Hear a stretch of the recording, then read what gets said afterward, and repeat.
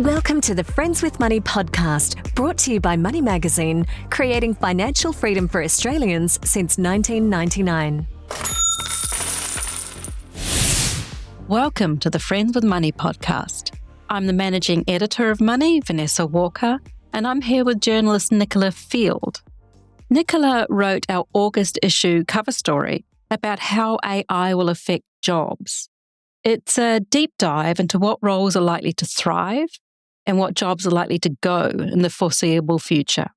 It's important information if you're employed or you have children who are wanting to help steer their career into something with longevity. Welcome, Nicola. Lovely to have you here. Thank you for having me. Let's start with the good news. Fire away. Okay, well, the good news is a little bit tempered with some bad news as well. The World Economic Forum estimates that we're going to lose 98 million roles by 2030. But the good news is that AI will create 170 million jobs globally. So worldwide, we'll be ahead by 78 million jobs thanks to AI. All right, that's great. That's good for the global world. Now, looking at through a local lens, how will AI affect the specific job market here in Australia, do you think? Yeah, it is a bit more of a challenge in Australia. Our economy is dominated by raw materials exports.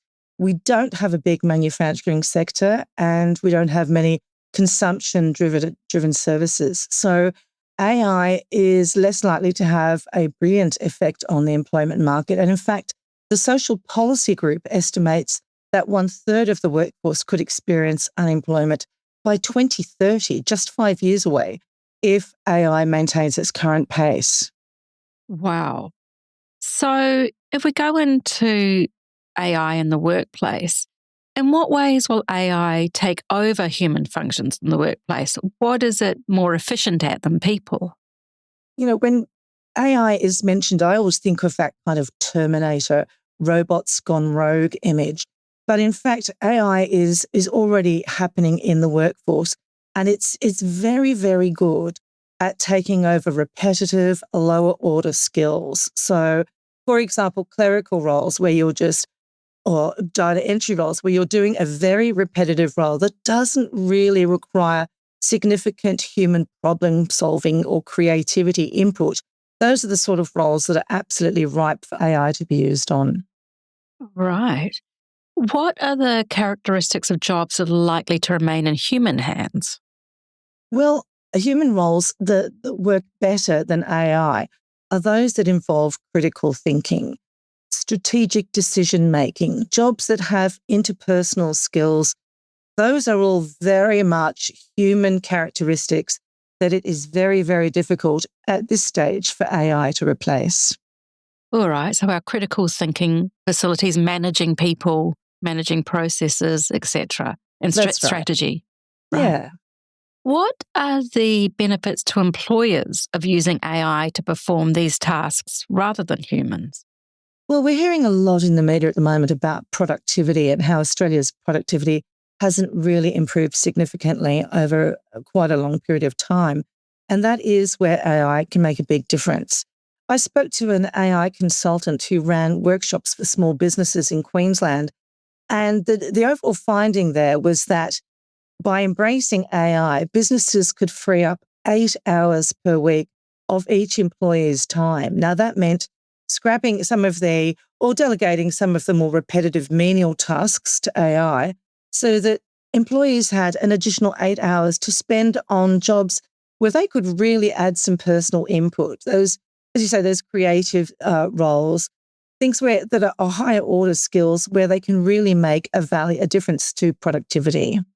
All right. So a day a week, really, they loosen up for people to do strategic, more thoughtful tasks. Yeah. So in this scenario, how can employees prove their worth and retain their jobs since AI is coming into the picture? I think one of the key issues that came out of the report was that trying to push back against AI will really work against you. It is critical to support your employer's move to AI and demonstrate that you're willing to go along with change and take advantage of the benefits that change can provide, because that way you're part of the broader experience, the more positive experience that a business is enjoying. So it's about not necessarily being an AI or a tech expert, but embracing change, using those human skills, demonstrating that you have interpersonal skills, that you have good communication skills, and avoiding sort of taking a Luddite approach, if you like, to AI and refusing to go along with it.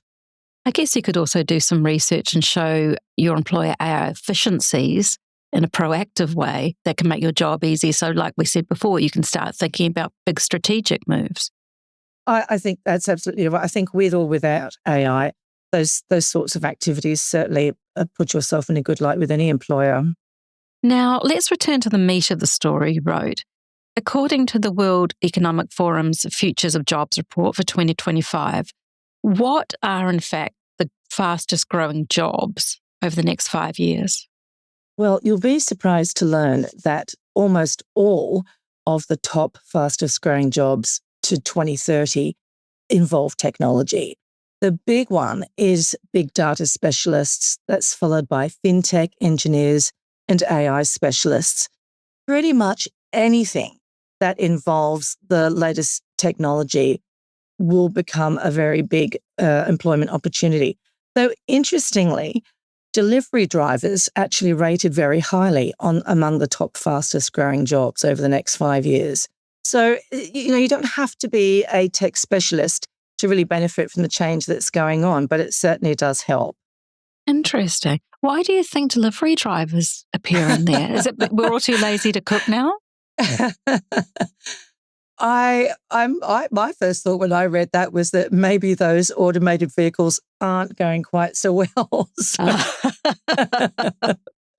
But yeah, maybe we're also busy poring over the computer that we don't have time to cook. So that was the fastest growing jobs. What are the fastest declining jobs, more specifically?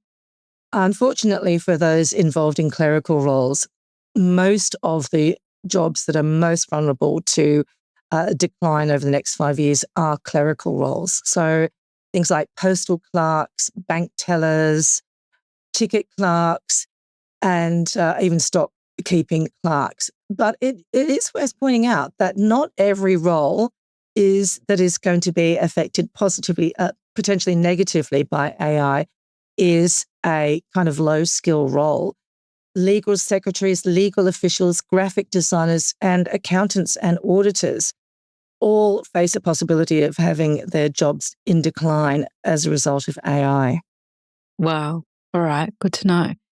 Now, say our listeners want to future-proof their employment right now. How can they get educated about how to use AI in the workplace? Yeah, there are a lot of courses available.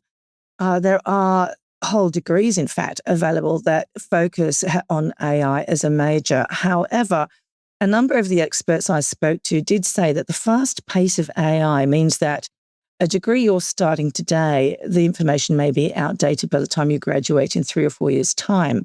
So definitely short courses, and a number of the universities offer online courses that are AI related that you can take at home and complete at your own pace, and they're not all that expensive. So that is definitely something worth looking at. Inquire of your local university or even tech as to what's available. But I think the overall feeling is that if it's a long course, you just want to be careful that the information is not going to be outdated by the time you've finished it. Yes, it doesn't seem sensible to do a 3-year degree in AI where the technology supersedes your graduation. That's right. And now if our listeners want to be quick off the mark, what kind of roles are available today for the AI educated person? And importantly, part B, what kind of pay are they attracting? Look, any sort of tech-related roles that touch on AI are brilliant. And you don't have to be a tech-educated specialist. Even shadowing somebody who is very familiar with AI and picking up their skills along the way or being mentored by them can really enhance your employability. And it's not just about knowing about AI and being comfortable about AI. It's understanding how AI can be used to enhance business processes. And that's the real key. If you can nail that, research shows that you can pocket a 56% wage premium. Oh my goodness. All right. So really, we're saying to people, go online, do short courses, get familiar, see how it can apply to your workplace, go to your employer, suggest things, make sure that you are needed and wanted, and alternatively, get across it and you can actually have a side hustle or be employable as an expert. Absolutely. I think you've absolutely nailed it there. But I think the overarching thing as well is that AI is with us. It is here to stay. Yes, there are some downsides to AI, but really it overall has a positive impact and the potential to create so many jobs that, quite frankly, we probably haven't even heard of today, which will be widespread in 5, maybe 10 years' time. So there's a lot of exciting aspects to AI to look forward to. Excellent. All right. And just people, acclimatise yourself to change. Change is here. It's happening. Embrace it. Don't be left behind. Absolutely. Thanks so much, Nicola. Now, to read Nicola's story, you can open the August issue of Money, which is on sale now. It's replete with information, so you can get ahead of the game. Thanks so much, Nicola. Thanks, Vanessa.